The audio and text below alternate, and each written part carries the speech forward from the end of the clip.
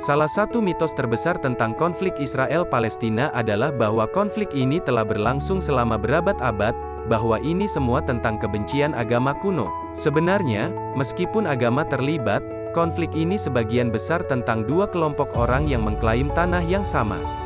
Dan sebenarnya, konflik ini hanya berlangsung sekitar 1 abad, sejak awal abad ke-20. Pada saat itu, wilayah di sepanjang Laut Timur Tengah yang sekarang kita sebut Israel-Palestina telah berada di bawah pemerintahan Ottoman selama berabad-abad. Wilayah tersebut beragama beragam, termasuk sebagian besar Muslim dan Kristen, tetapi juga sejumlah kecil orang Yahudi, yang umumnya hidup dalam damai. Dan wilayah ini mengalami dua perubahan penting. Pertama, lebih banyak orang di wilayah tersebut mulai mengembangkan rasa menjadi bukan hanya Arab etnis, tetapi juga Palestina, sebuah identitas nasional yang berbeda. Pada saat yang sama, tidak begitu jauh di Eropa, lebih banyak orang Yahudi bergabung dengan gerakan yang disebut Zionisme, yang mengatakan bahwa Yudaisme bukan hanya agama tetapi juga kebangsaan, yang layak memiliki negara mereka sendiri. Dan setelah berabad-abad penganiayaan, banyak yang percaya bahwa negara Yahudi adalah satu-satunya cara mereka untuk mendapatkan keamanan. Dan mereka melihat tanah leluhur mereka di Timur Tengah sebagai harapan terbaik mereka untuk mendirikannya. Pada beberapa dekade pertama abad ke-20, puluhan ribu Yahudi Eropa pindah ke sana. Setelah Perang Dunia Pertama, Kekaisaran Ottoman runtuh, dan Kekaisaran Inggris dan Prancis membagi Timur Tengah, dengan Inggris mengambil kendali wilayah yang disebut Mandat Inggris untuk Palestina. Pada awalnya, Inggris mengizinkan imigrasi Yahudi. Tetapi dengan kedatangan lebih banyak Yahudi yang menetap di komune pertanian, ketegangan antara Yahudi dan Arab tumbuh. Kedua belah pihak melakukan tindakan kekerasan. Dan pada tahun 1930-an, Inggris mulai membatasi imigrasi Yahudi.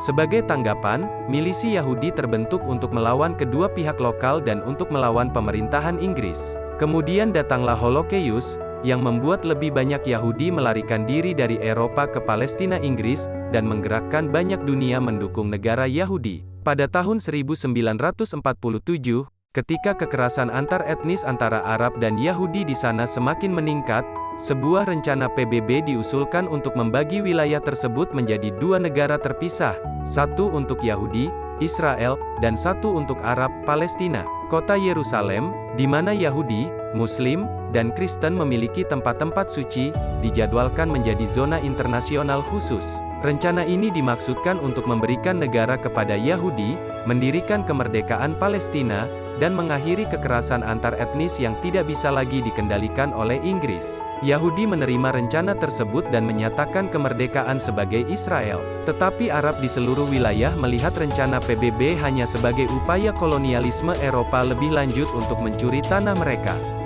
Banyak negara Arab, yang baru-baru ini meraih kemerdekaan sendiri, menyatakan perang terhadap Israel dalam upaya untuk mendirikan Palestina Arab bersatu di seluruh wilayah Palestina Inggris. Negara Israel yang baru ini memenangkan perang tersebut.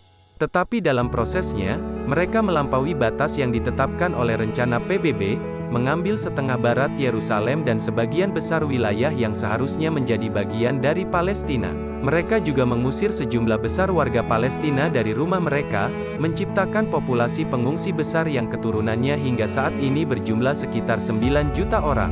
Pada akhir perang, Israel mengendalikan seluruh wilayah kecuali Gaza, yang dikuasai oleh Mesir, dan tepi barat, dinamai demikian karena berada di sebelah barat Sungai Yordan, yang dikuasai oleh Yordania. Inilah awal dari konflik Arab-Israeli yang berlangsung selama beberapa dekade. Selama periode ini, banyak orang Yahudi di negara-negara mayoritas Arab melarikan diri atau diusir, tiba di Israel. Lalu terjadi sesuatu yang mengubah konflik ini. Pada tahun 1967, Israel dan negara-negara Arab tetangga bertempur dalam perang lain. Ketika perang berakhir, Israel telah merebut dataran tinggi Golan dari Suriah, tepi barat dari Yordania, dan baik Gaza maupun semenanjung Sinai dari Mesir.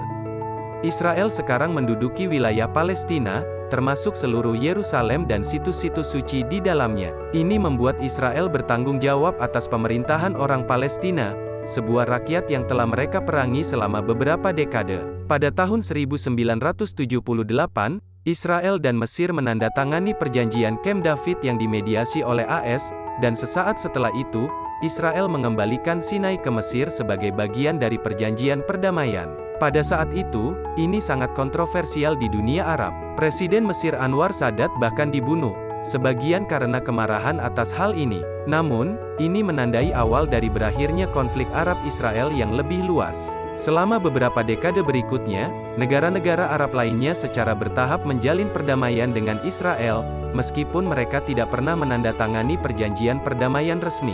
Tetapi militer Israel masih menduduki wilayah Palestina tepi barat dan Gaza, dan inilah ketika konflik menjadi perjuangan antara Israel dan Palestina. Organisasi Pembebasan Palestina, PLO, yang dibentuk pada tahun 1960-an untuk mencari negara Palestina, berperang melawan Israel, termasuk melalui tindakan terorisme. Awalnya, PLO mengklaim seluruh wilayah Palestina yang dulunya adalah Palestina Inggris, yang berarti ingin mengakhiri negara Israel sepenuhnya. Pertempuran antara Israel dan PLO berlangsung selama bertahun-tahun, bahkan termasuk invasi Israel ke Lebanon pada tahun 1982 untuk mengusir kelompok itu dari Beirut. PLO kemudian mengatakan akan menerima pembagian tanah antara Israel dan Palestina, tetapi konflik berlanjut. Sementara semua ini terjadi, ada sesuatu yang dramatis berubah di wilayah Palestina yang diduduki Israel ini.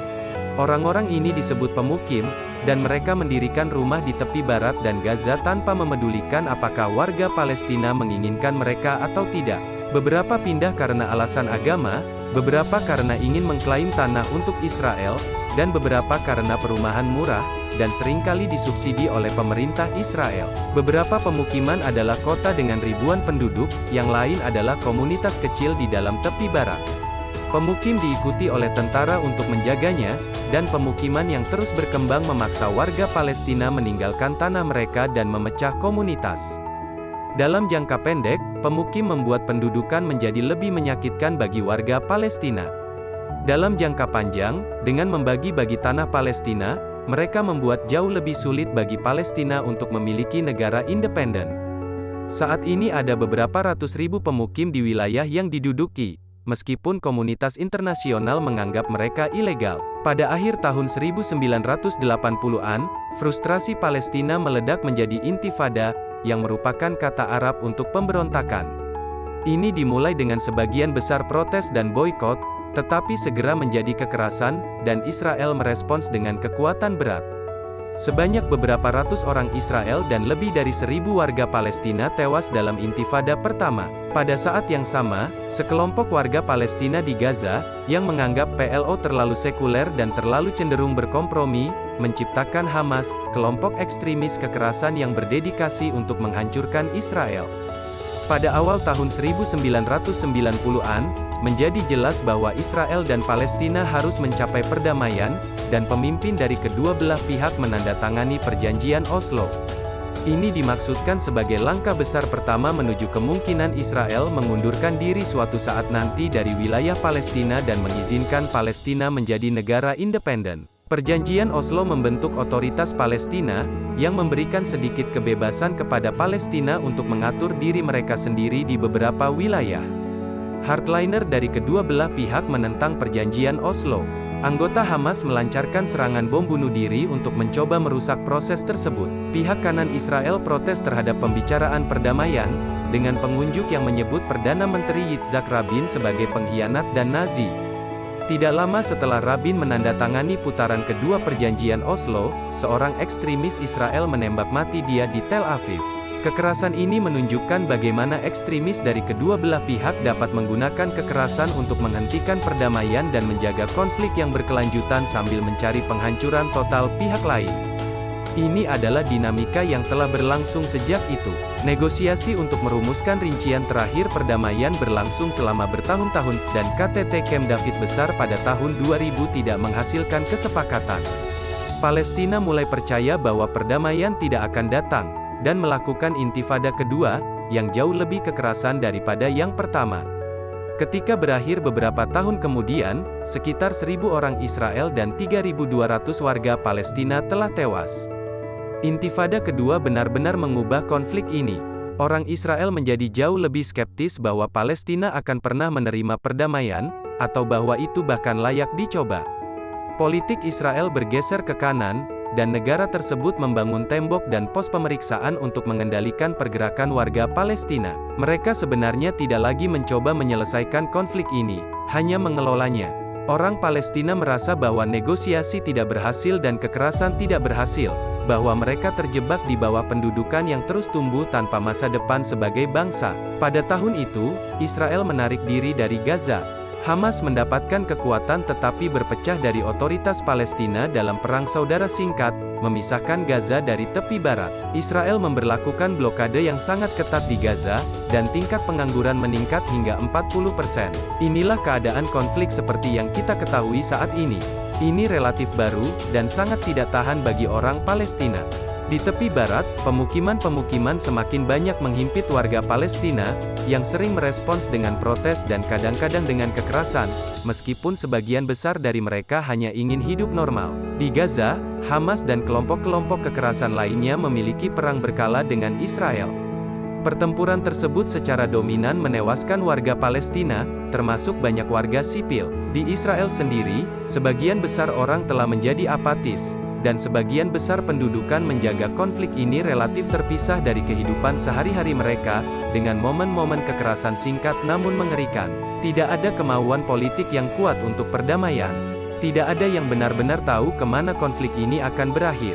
Mungkin intifada ketiga, mungkin otoritas Palestina runtuh. Tetapi semua orang setuju bahwa hal-hal seperti yang ada sekarang, tidak bisa bertahan lebih lama, bahwa pendudukan Israel terhadap orang Palestina terlalu tidak stabil untuk bertahan, dan bahwa, kecuali ada perubahan dramatis, apapun yang datang selanjutnya akan jauh lebih buruk.